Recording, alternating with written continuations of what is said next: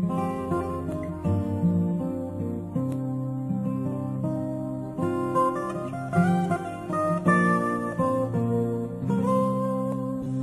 ko pong mag-umpisa kaagad sa isang malalim na tanong na bunga ng malalim na pagmamalasakit.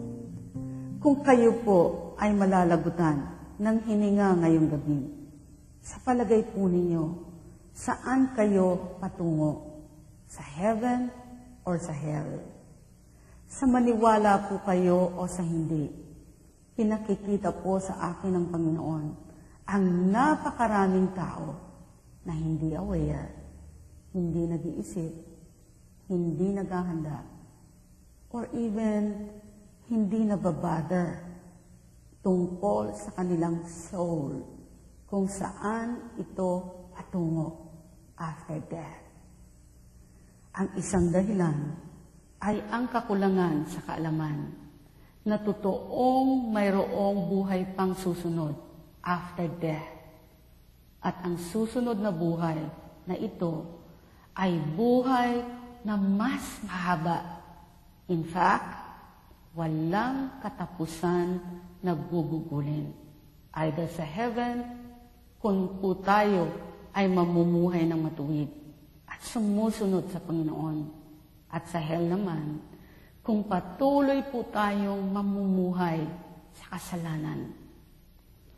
Noon pong pinaalala ng Panginoon sa akin ang malagim na hinaharap ng mga tao na mapupunta sa hell.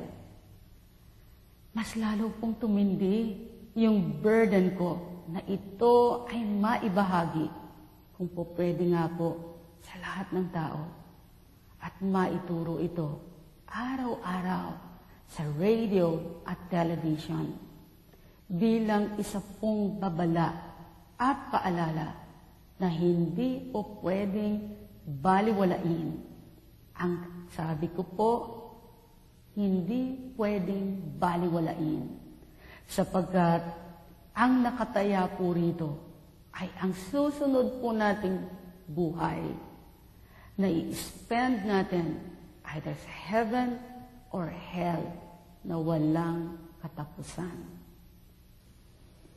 I want to be honest. Natatakot po ako para sa maraming tao. Hantad po kasi sa ating mga mata ang pagbagsak ng moralidad sa buong mundo. Ang pagiging makasarili at ang number one priority ay ang sariling buhay lamang.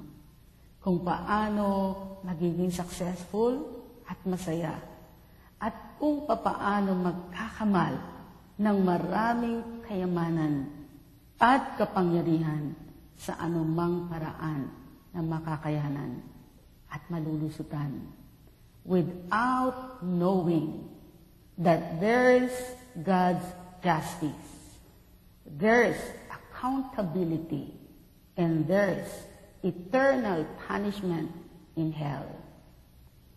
In the Spirit, I can hear God is shouting from heaven. He is coming soon. He will come like a thief in the night, and nobody knows the exact day and hour. But He is coming. He will judge us according to our deeds. Yes. Ang sabi po sa kanyang salita, huhusgahan tayo ng Panginoon ayon sa ating mga ginawa. Nobody will escape the judgment seat of Christ. Nothing is hidden from His eyes. Everything is recorded in heaven. This record will be the basis of our eternal destination, either heaven or hell. Ang natural pong kamatayan natin ay wala rin nakakaalam ng eksaktong araw darating. Ang kamatayan ay walang pinipiling edad o oras at kaparaanan. Kapag ito ay inihudyat o itinakda na ng Panginoon. Hindi na ito mapipigilan. Ang sabi po sa Hebrews 9 verse 27, itinakda na sa mga tao na minsan lamang mamamatay at pagkatapos ay ang paghuhukom. Dahil po sa sobrang pagmamahal ng Panginoon sa buhay, kaysa kamatayan, inalay po mismo ng Panginoon ang kanyang sariling buhay sa cross bilang katibayan na ito ang gusto niya at ayaw niya rin ang kasalanan na mayroong kaparusahan na kamatayan. Ang sabi po sa Romans 6:23, sapagkat kamatayan ang kabayaran ng kasalanan, ngunit ang kaloob ng Diyos ay buhay na walang hanggan sa pamamagitan ni Kristo Jesus na ating Panginoon. Ito po ang perfect will ng Panginoon. Ang pagkalooban tayo ng buhay na walang hanggan sa piling po niya.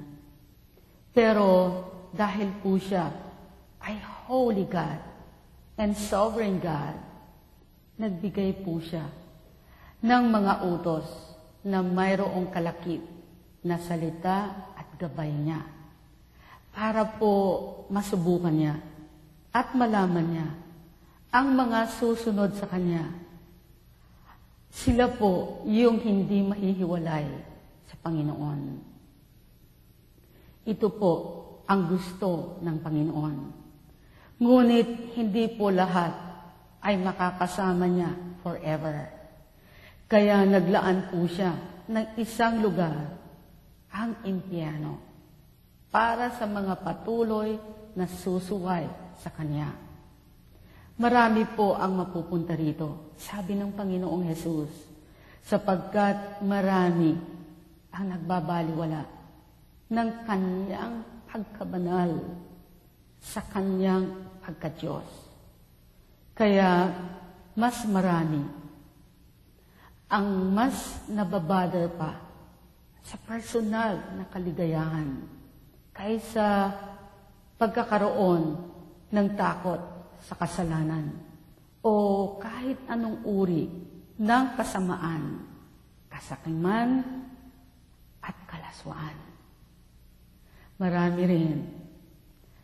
Kasi po ang hindi nakakaalam na sinabi po mismo ng Panginoong Hesus na hindi lahat ng tao ay itinuturing ng Diyos na anak niya. Ang isa po rito ay ang mga sinungaling. Pag sinabi pong kasinungalingan, hindi lang ito sa hindi lang pagsasabi ng katotohanan. Kasama po rito ang lahat ng uri ng panluloko at pandaraya sa tao at kahit nga sa gobyerno na Diyos mismo ang nagpatatag para po sa ikabubuti ng tao.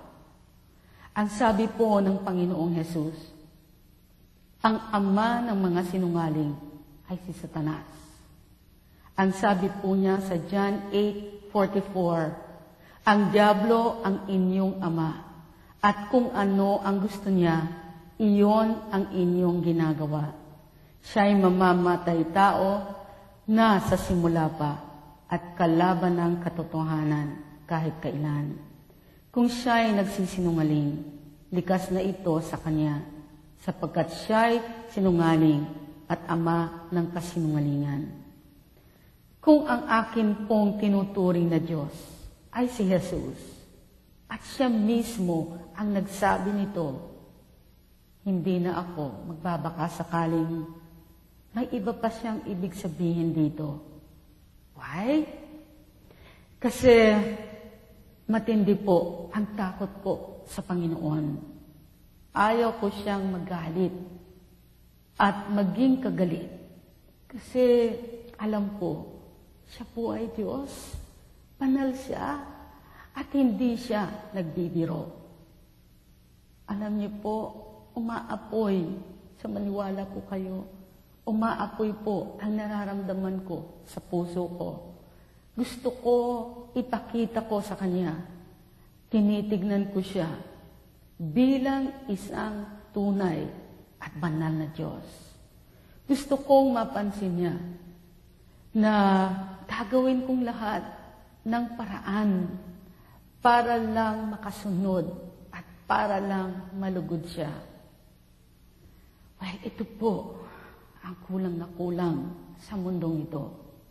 Yung passion, yung init ng pag-ibig sa Diyos, yung init ng pagpapakita po sa Kanya.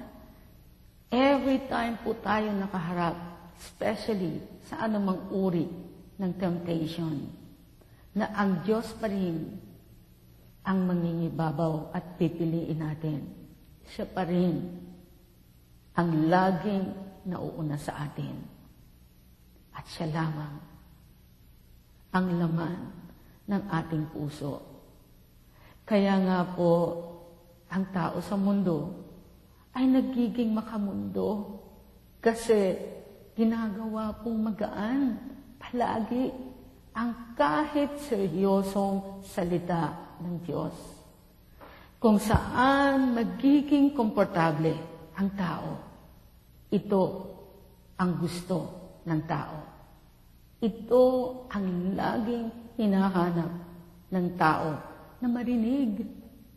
Yung hindi nakaka-pressure, yung magaan, yung nakakatuwa, nakakakiliti, o masarap pakinggan. Well, ang totoo, kung gusto ko lamang po ng popularity o approval ng maraming tao, mas madali po sa akin ang mag-share ng magaan na topic. Pero mabigat po yung burden at pagmamalasakit ko sa inyo na binibigay po ng Panginoon. Kailangan pong malaman ninyong lahat ang kabilang side ng Diyos. Well, sa programa pong ito, ang mandate po ng Panginoon ay ituro at i-expose ang maraming katotohanan tungkol po sa Diyos na hindi masyadong naririnig o tinatalakay. Kailangan po kasi itong marinig bilang isang mabisa pong gamot sa mundo na I believe kayo po mismo ang magpapatunay na lugmok sa matinding kahirapan, kaguluhan, lahat ng uring kasakiman, kahalayan, kalaspaan, o lahat ng uri ng kasalanan. Well, hindi ko po minimiti na maging uncomfortable kayo sa akin pong mga natuklasan pa tungkol po sa hell. Pagkos ito po ay mayroong benepisyo na hindi lang po aapekto sa buhay ninyo rito sa mundo, kung hindi pati sa kabilang buhay na dapat po na pinaghahandaan. Well, totoo po na mayroong impyerno. Ayon mismo po sa Panginoong Jesus, ang impyerno ay isa pong furnace o pugon na ang apoy ay hindi nawawala o namamatay. Dito po pinarurusahan ang hindi sumusunod o hindi sumunod sa Diyos. At sila po ay pinahihirapan sa kanilang isip at katawan ayon po sa kanilang nagawang kasalanan. At ayon sa dami po ng babalang katulad nito ng salita ng Diyos na kanila na pong narinig pero hindi pinaniwalaan at hindi sinunod. Ang mga tao pong narito ay para pong mga taong nakakulong sa isang building na nasusunog. Kahit gamitin nila ang buong lakas nila upang labanan ang apoy, ay hindi po uubra. Para lamang po kasi silang isang maliit na insekto o gagamba na inihagis sa nagngangalit na apoy. Dito po, wala nang hope. Walang love of God. Walang kaibigan o pamilyang pwedeng tumulong.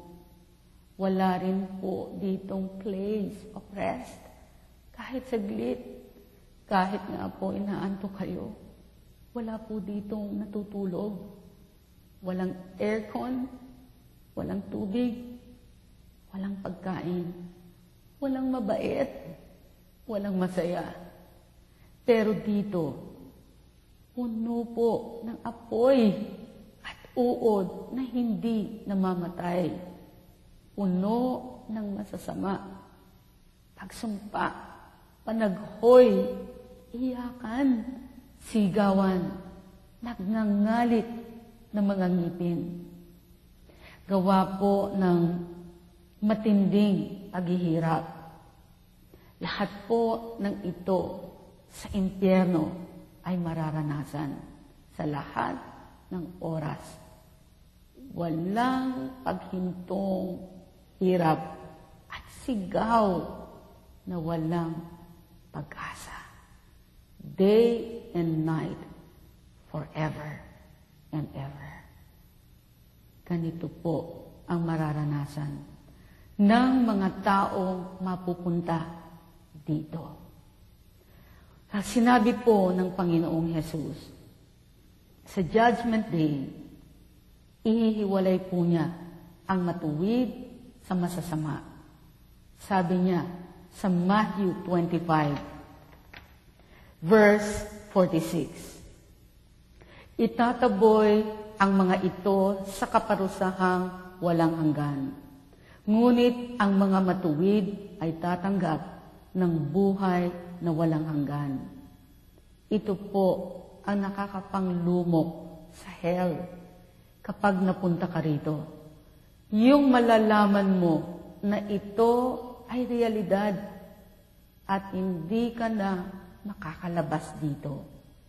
Kahit anong sigaw mo, takot mo, at maaaring matinding pagsisisi mo, kahit nakapagtiis ka na ng 1 oras, 2 taon, 1,000,000 taon, ang araw po at parusa sa iyo ay hindi pa rin nababawasan. Sapagkat ang lahat ng naririto ay mananatili rito magpakailanman. Ang akin pong susunod na ibabahagi ay ilan lamang sa pahayag na galing sa isang Kristiyano na malalim ang pag-ibig sa Diyos at sa tao. Siya po ay si Mary K. Baxter. Ang sabi po niya, noong 1976, nung po siya ay nananalangin, sa loob ng maraming araw, dinalaw po siya ng Panginoon at kinausap. Ang sabi po sa kanya, anak ko, dadalhin kita sa impyerno sa pamamagitan ng aking espiritu upang makagawa ka ng talaan ng katotohanan ito, upang sabihin sa buong daigdig na totoo ang impyerno at alisin ang makasalanan sa kadiliman, patungo sa liwanag ng Ebanghelyo ni Hesukristo. Sa isang tagpo sa kanya pong paghahayag, agad lumabas ang kanyang kaluluwa sa kanyang katawan, na para bang namatay. Well, dinala po siya ng Panginoon sa impyerno. At ito po ang kanyang salaysay. Ang daan patungong impyerno ay parang isang embudo. Isang malalim na kadiliman ang bumaba sa kanila na may kasamang amoy na ang sabi niya, halos mawala ang kanyang hininga. Sa paligid, may mga buhay na anyo na nakabaon sa pader. Kulay abo sila. Nakakakilos ang mga anyo, pero nakakabit pa rin sila sa pader. Halos lahat natatapan ng maruming puso. Sinabi ng Panginoong Hesus sa kanya na ito ang masasamang espiritu na handa ng isuka sa mundo kapag iniutos ni Satanas. Ang sabi niya, ang mismong hangin ay marumi at bulok, at presensya lang ni Jesus ang tumigil sa kanyang pagsigaw sa sobrang kilabot. Habang papalapit sila sa ibaba, tumutusok na mga iyakan ang umakyat upang sumalubong sa kanila. Nadama nila o niya ang takot, kamatayan at kasalanan sa paligid niya. Pinuno ang paligid ng amoy na pinakamasama na sa lahat ng kanyang naamoy. Amoy ito ng nagbubulok na laman. Sabi niya, hindi pa ako nakadama ng gayong kasamaan o nakarinig ng gayong iyakan ng kawalang pag-asa. Nung dinala siya ng Panginoon sa isang parte ng impyerno, sinabi sa kanya ni Jesus, sa kaliwang paa ng impyerno ay maraming balon. Sabi sa kanya ng Panginoon, pinili kita upang ipahayag ang mga katotohanan ito sa kanila. Lahat ng ipakikita ko sa iyo tungkol sa impyerno at ang iba pang bagay na ipakikita ko sa iyo ay totoo. Sabi ni Mary Kay Baxter sa kanya, sa kanyang bawat hakbang ay mas kakilakilabot kaysa una. Nung sila ay lumabas sa lagusan, patungo sa daan na may malawak na lupa, sa magkabilang tabi nito, may mga balon ng apoy na hugis mangkok sa bawat dako. Ang asupre ay nakabaon sa tabi ng balon at namulang tulad ng baga ng apoy. Sa gitna ng balon ay naroon ang makasalanang kaluluwa na namatay at napunta sa impyerno. Nagsimula ang apoy sa ilalim ng balon. Pumaitaas at binalot ng apoy ang makasalanan. Sa ilang sandali, ang apoy ay nagiging baga. Pagkatapos, ay muling babalik sa pinarurusahang kaluluwa, kasama ang humahagibis na tumo. Nung tumingin si Mary Kay Baxter, ang sabi ko niya, nakita ko na ang makasalanang kaluluwa sa balon ay nakakulong sa isang kalansay. Panginoon, umiyak ako dahil sa tanawin. Hindi mo ba sila mapapalaya? Kakilakilabot ang tanawin. Inisip ko, maaaring maging ako ito. Sinabi ko, Panginoon, nakakalungkot na makita at malaman na naroon ang isang buhay na kaluluwa. Nakarinig ako ng iyak mula sa gitna ng unang balon. Nakita ko ang isang kaluluwa sa anyong kalansay na umiiyak. Jesus, mahabag ka. O Panginoon, sabi ko, tinig iyon ng isang babae. Tinignan ko siya at nais kong hilahin siya mula sa apoy. Nadurog ang aking puso sa pagtingin sa kanya. ang kalansay ng isang babae na may ulap ng maruming abo ay nakikipag-usap kay Jesus. Nakinig ako sa kanya, natulala. Ang bulok na laman ay pira-pirasong nakasabit sa kanyang mga buto, at sa pagkasunog nito, bumabagsak ito sa ilalim ng kupal. Wala nang laman ang butas ng dating kinalalagyan ng kanyang mga mata. Wala siyang buhok. Ang apoy ay nagsimula sa kanyang mga na maliliit ang liyab at lumalaki habang pataas sa buo niyang katawan. Mula sa kailaliman niya ay nagmumula ang pagtangis at pagdaing ng habag. Panginoon, gusto kong umalis dito. Patuloy niyang inaabot si Jesus. Tiningnan ko si Jesus at may malaking kalungkutan sa kanyang mukha. Sinabi sa akin ni Jesus, "Anak, kasama kita rito upang ipaalam mo sa sanlibutan na ang kasalanan ay nagbubunga ng kamatayan, na ang impyerno ay totoo." Muli kong tinignan ang babae at gumagapang palabas ang mga uod sa mga buto ng kanyang kalansay. Sinabi ni Jesus, alam niya at nararamdaman ang mga uod sa loob. Diyos, mahabag ka.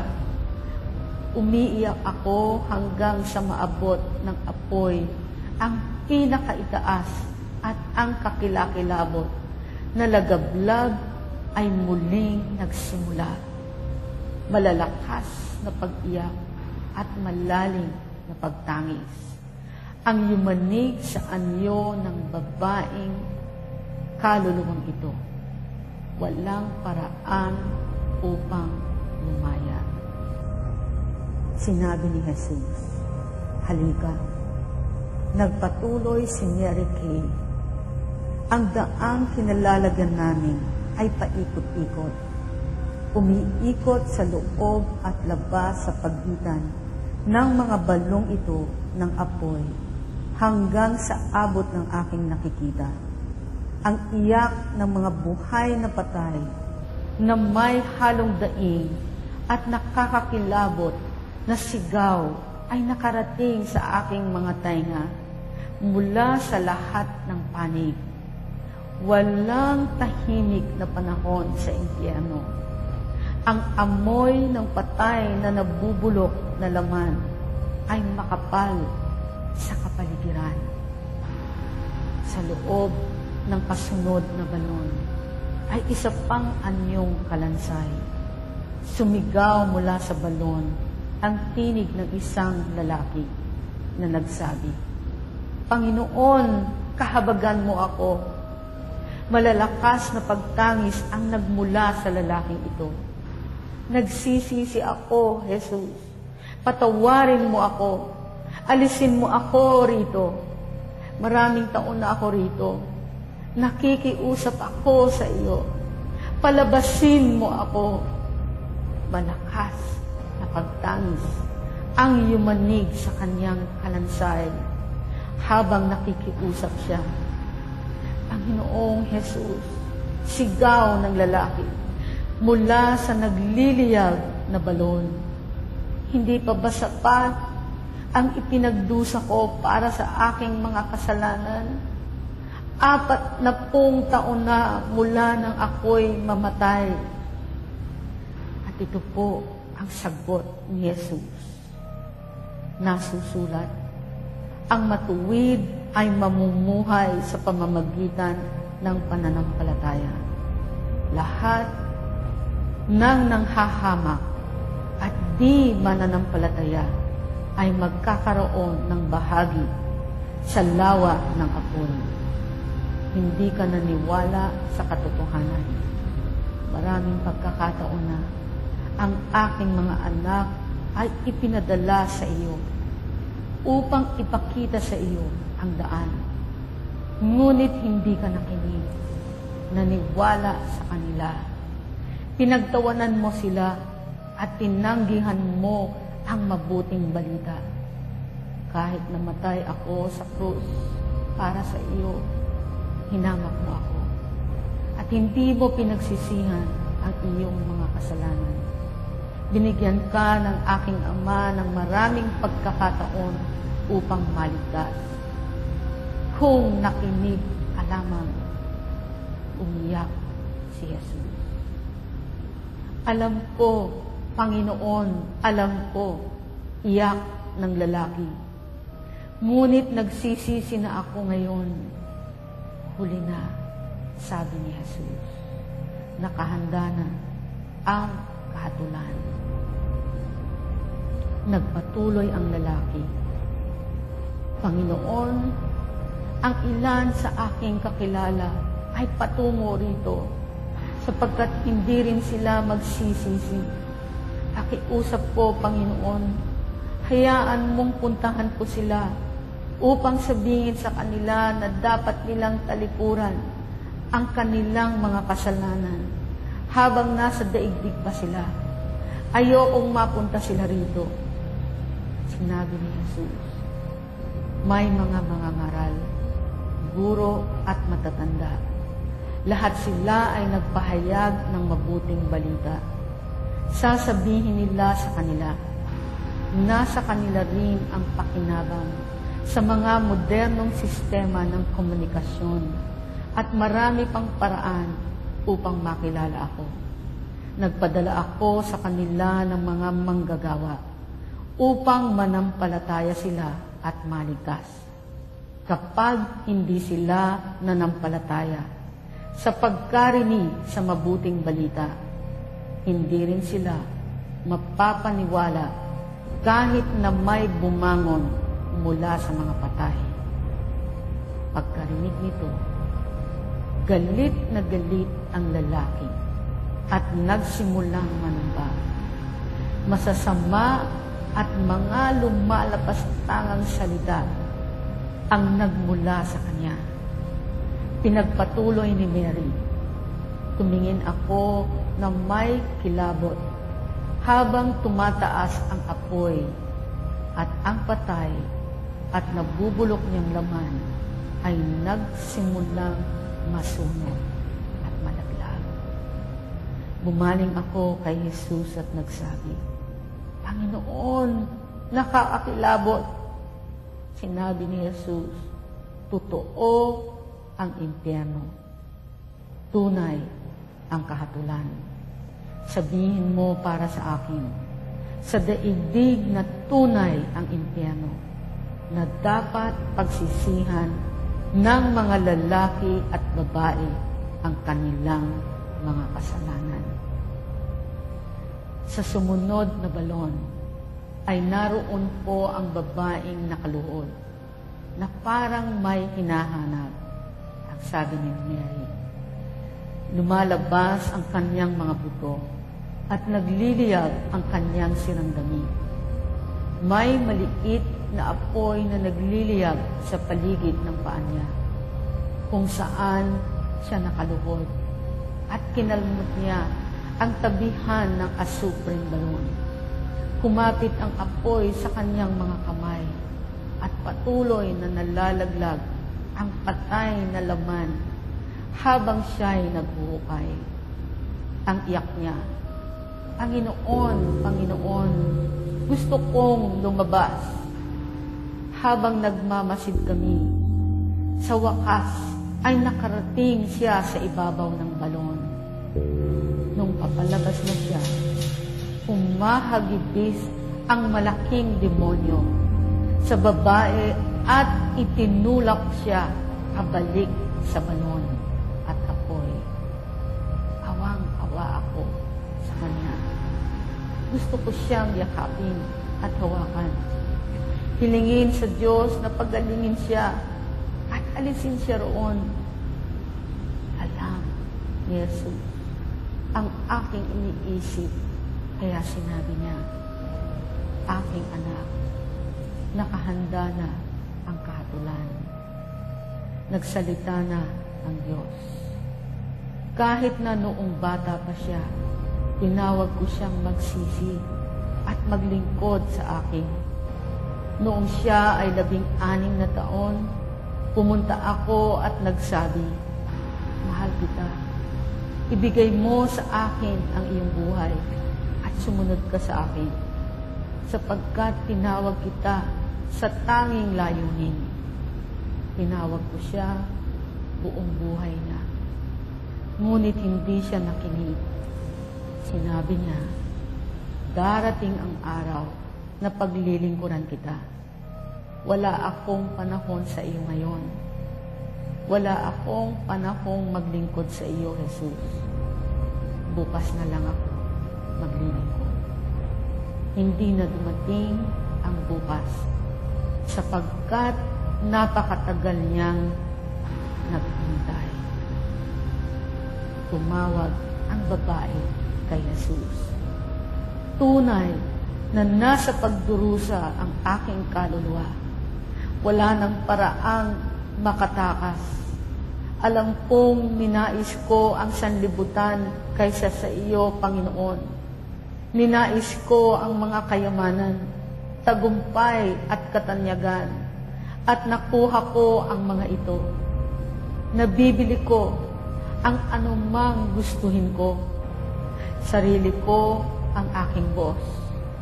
Ako ang pinakamaganda at pinakamagandang magdamit noong aking panahon.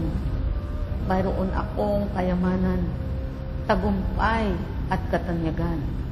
Ngunit hindi ko nadala ang mga ito sa aking kamatayan. Panginoon, nakakakilabot ang impyerno. Wala akong kapahingahan gabi at araw. Lagi akong nasa sakit at kapighatian. Tulungan mo ako, Panginoon." Iyak mo niya.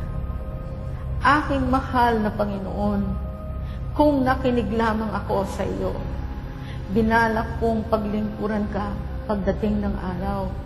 Kapag ako'y handa na, akala ko'y lagi kang naroon para sa akin.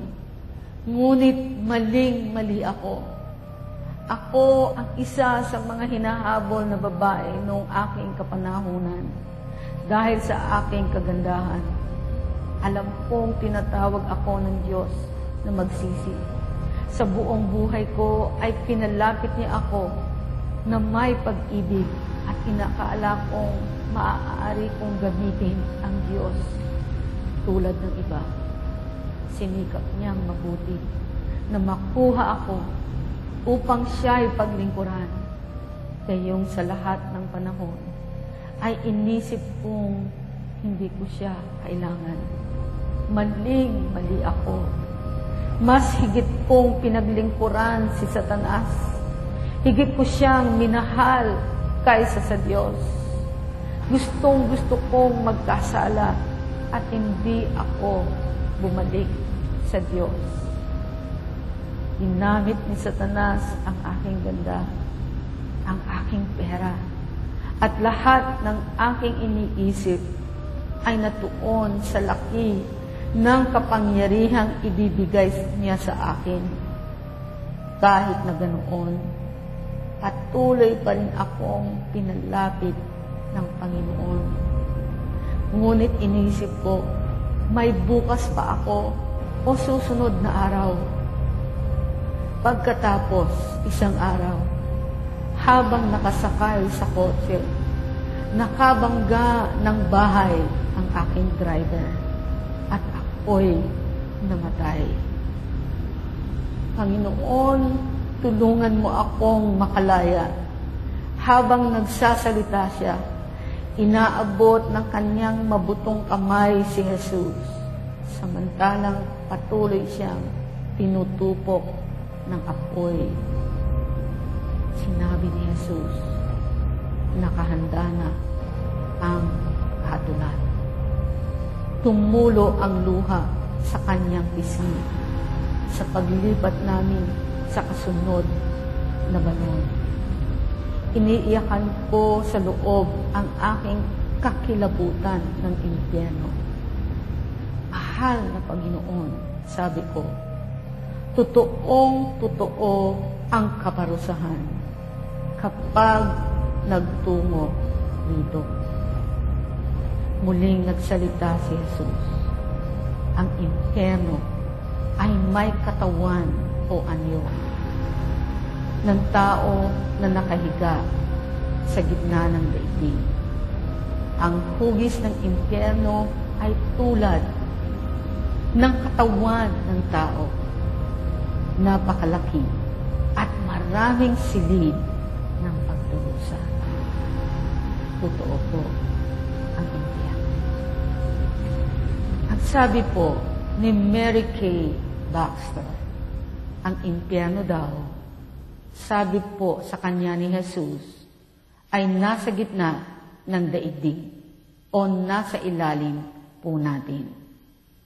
Ito po ay pinatotohanan mismo ng Panginoong Jesus sa Matthew 12, verse 40. Nung sinabi po niya na kapareho ni Jonah na nag-spend ng 3 days and 3 nights sa belly po ng malaking isda na itinulad din po sa impyerno. Ganoon din si Jesus na nag-spend ng 3 days and 3 nights sa hell. Ang sabi po sa verse 40b, so will the Son of Man be 3 days and 3 nights in the heart of the earth. Yung heart of the earth ay yun pong ilalim natin o gitna ng daigdig kung saan naroroon ang impyerno. Sabi po ng mga scientists, ang gitna daw po ng daigdig ay mas mainit kaysa sa ibabaw o surface ng araw. At na-discover nila kailan lamang na ang pinakagitna po nito, yung inner core, ay mayroong temperature na mas mataas pa sa 12,000 degrees Fahrenheit. Na-discover din po nila kailan lamang yun pong mga cracks sa ocean floor kung saan ang apoy ay tumatagas. Ang kapal po na pang-ibabaw ng lupa ay normally 50 miles. Kailangan mo pang bumaba ng 50 miles bago marating ang gilid ng apoy. Pero mayroon pong mga bahagi ang ocean floor na ang kapal ng earth ay mas maliit sa 1 milya lamang. Sa mga cracks po o lamat na ito ng ocean floor ay na-discover din nila ang 8-foot long worms na tinawag nilang Riftia, the giant tube worms na matatagpuan lamang sa deep sea vents. Ang sabi po ng Panginoong Jesus tungkol sa hell sa Mark 9:46, where their worm dieth not, and the fire is not quenched. Dooy hindi mamamatay ang mga uod na kumakain sa kanila at hindi mamamatay ang apoy. Naniniwala rin po ako na kahit ang mga volcano na nagbubuga po ng lawa ng apoy na tumutupo na milya-milya sa lahat ng kanyang madaanan, gawa ng sobrang init, ay isa lamang pong babala ng Panginoon upang maniwala po tayo na mayroong apoy sa ilalim natin na tinatawag din pong impyerno. Si Caspar Hauser, isa po siyang astronomer and also physician, ay nag-research at nag-document ng mga volcanoes na nag-i-erupt sa Hekla Fel. Sumulat po siya ng mga nakakatakot na information na kanya pong mga natuklasan. Ang sabi po niya, habang pumuputok daw po ang bulkan, maririnig for many miles ang mga nakakatakot na pag-alulong o masakit na panaghoy, pag-iyak at pagngangalit ng mga ngipin. Mayroon din pong mga naniniwala na nakarinig na nito, na ito nga po ay galing mismo sa mga volcanoes. Totoo po, mayroong hell. Ito po ay nasa ilalim po natin. Bilang panghuli, gusto ko pong agtapat sa inyo. Ang inyo pong maririnig ay pwede pong magbigay ng matinding takot sa inyo. Hindi po naging madali sa aming lahat ang gawin ang episode na ito. Pero ako po mismo ay burden sa sobrang pag-aalala sa maraming tao na binabaliwala ang kasalanan, ang pagpatay, pagnanakaw, pang-aapi. Walang takot na pandaraya, kasinungalingan, kasakiman sa salapi at kapangyarihan. Katanyagan, paglapastangan sa katawan na templo po ng banal na Espiritu Santo at pinagbayaran ng Panginoong Hesus ang kasalanan sa lahat ng guilty po of sinning at gustong makawala rito. Makinig po kayong mabuti. Ang cover po ng Discover magazine noong August 2002 ay nagtanong, what's really at the center of the earth? Ayon po sa ating pinag-aralan, alam po natin kung ano talaga ang nasa gitna ng daigdig. Jesus told us, there is a lake of fire with millions of people burning, weeping, screaming, wailing, and gnashing of teeth. Sa isa pong kilalang newspaper sa Finland, ay nag-appear po ito. Ang sabi po ng isang scientist named Dr. Asakov, as a communist, I don't believe in heaven or the Bible. But as a scientist, I now believe in hell. Needless to say, we were shocked to make such a discovery. But we know that we saw and we know what we heard. And we are absolutely convinced that we drilled through the gates of hell. Ang kwento po niya, nung nagdidrill o nagbabarena po sila ng lupa, bigla po itong umikot ng sobrang bilis.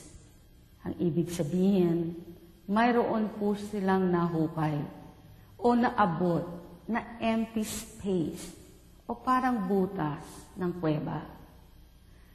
Yun pong pangkuha nila ng temperature ay sumobra ang increase ng init to 2,000 degrees Fahrenheit.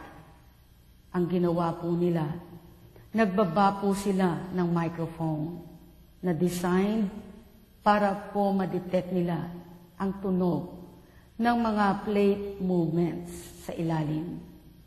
Pero imbes na plate movements ang marinig po nila, ang narinig po nila ay human voice screaming in pain. Akala po nila, yun pong sound ay nanggagaling lamang sa kanila pong mga equipment. Pero nung gumawa po sila ng adjustment, ang masama po nilang suspicion ay na-confirm. Ang sabi po nila, the screams were not those of a single human. They were the screams of millions of humans.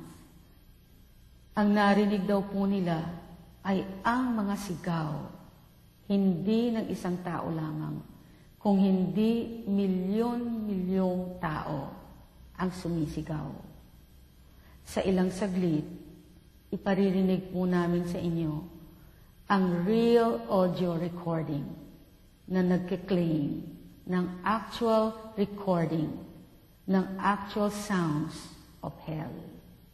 Again, pinaaalalahanan ko lamang po kayo. This may scare you. So I pray and plead the blood of Jesus to cover you and protect you.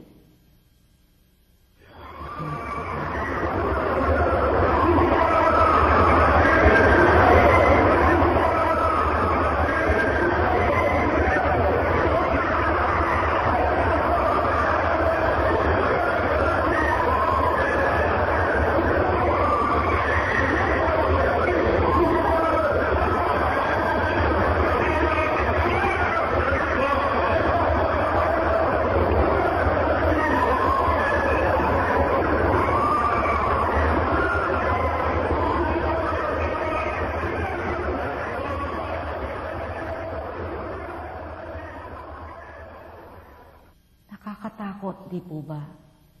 Kung tutuusin, ang sound po na narinig ninyo ay filtered na sapagkat hinigop lang po ito at narinig mula sa isang microphone.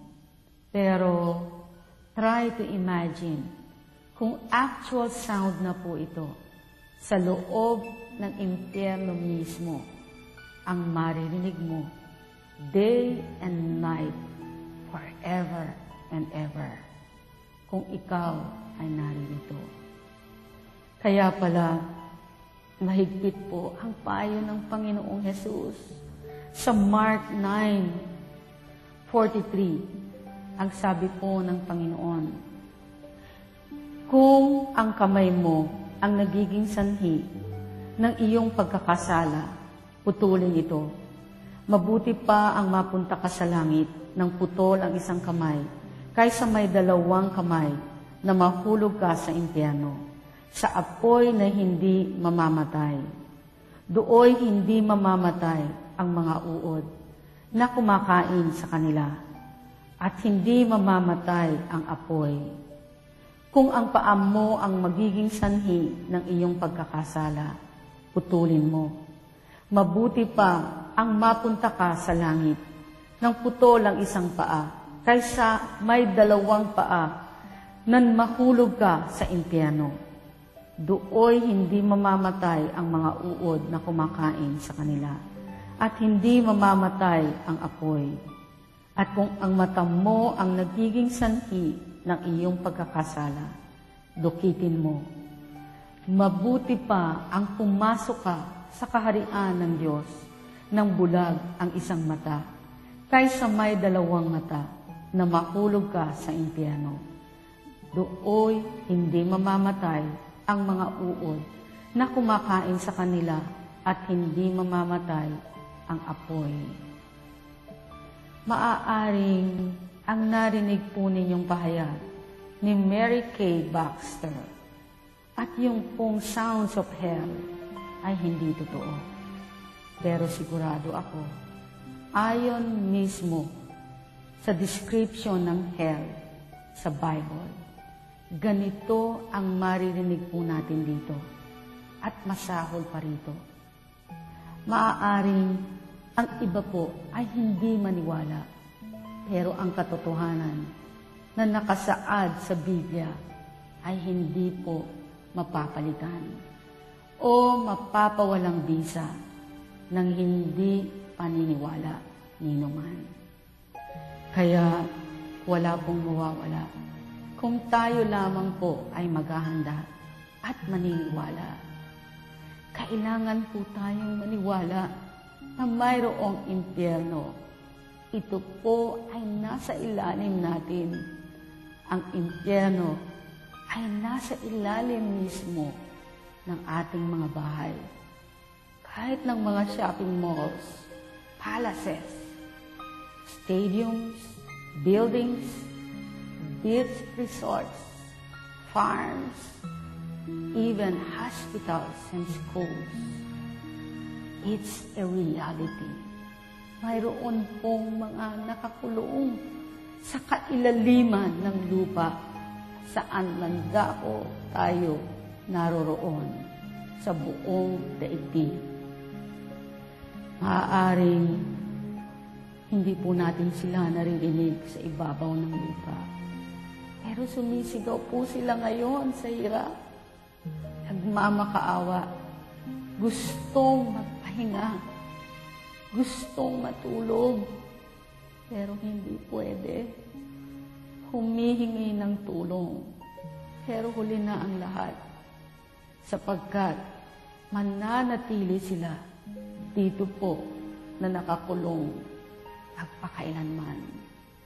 Ito po ay isang realidad na kahahantungan ng lahat ng mga taong nagbibigi-bingihan, umiiwas, at nananatiling matigas ang puso sa pagtawag ng Diyos at pagsunod sa Kanya. Kaya pala sinabi po ng Panginoong Yesus sa Matthew 16, verse 26, "What profit a man if he shall gain the whole world and lose his own soul? Or what can a man give in exchange for his soul?" Naniniwala po ako na itinakda po ng Panginoon ang oras na ito upang sabihin po sa inyo na importante kayo sa Kanya, ang inyong pong kaluluwa. At ang mensahe pong ito ay isa lamang pong patunay na mahal po kayo ng Panginoon. Kaya sa lahat po ng gustong makatakas sa anumang uri ng kasalanan at sa pagdurusa sa impyerno, sumunod po kayo sa panalangin ito. Sige po, say this simple prayer from your heart. Sabihin po ninyo, Panginoon, ako po ay nagkasala. Nagmamakaawa po ako. Tulungan mo po ako. Sagitin mo po ako. Ang kahabag-habag kong kaluluwa na nasa bingit na pala ng kapahamakan. Patawad po, Panginoon. Naniniwala po akong namatay ka sa cross at ang dugo mo ay inialay mo para sa akin, para malinis ako sa lahat ng aking karumihan at sa lahat ng aking mga kasalanan. Tinatanggap kita, Panginoong Jesus, bilang aking tunay na Panginoon at tagapagligtas. Ito po ang aking panalangin sa pangalan ni Jesus. Amen. Ako naman po ang mananalangin sa inyo. Lord, I can feel the burning passion in my heart to see these people burning also with passion for you. So much passion to know you, obey you, O God, and please you. As I pray, may your anointing be upon them. Let them feel that you are touching them right now because you love them. You want to save them and you want to deliver them and even heal them, their ailing physical bodies.